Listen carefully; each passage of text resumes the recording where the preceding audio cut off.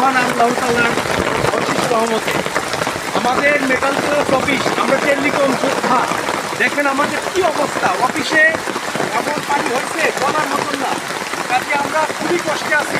আমি সিপির কাছে আকর্ষণ করছি এবং মেটাল প্লাসের হেড অফিসের সবাইকে আমি দৃষ্টি আকর্ষণ করছি। আমাদের অফিসে নিম্নে 15 জন এমপ্লয় আটকে আছে, কিছু খাইতে পারতেছে না।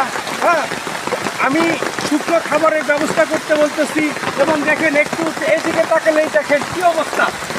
এদিকে বের হওয়ার কোনো অপশন নাই। আমাদের গাড়ি সব আটকে আছে, কোনো প্রকার গাড়ি বের হতে পারছে না। এত পরিমাণ বৃষ্টি, আমার লাইফে এরকম বৃষ্টি দেখি নাই। মৌলভীবাজারের সর্বোচ্চ বন্যা হওয়ার সম্ভাবনা আছে এবং হচ্ছে। এদিকে একটু তাকিয়ে দেখেন কি অবস্থা। বাসা বাড়ি সব তলিয়ে যাচ্ছে, একতলা পর্যন্ত পানি অলরেডি উঠে গেছে।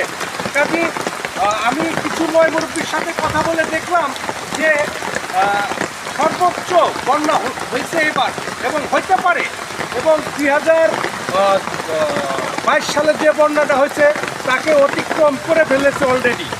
ধন্যবাদ। আবার নতুন নিউজ নিয়ে আসবো।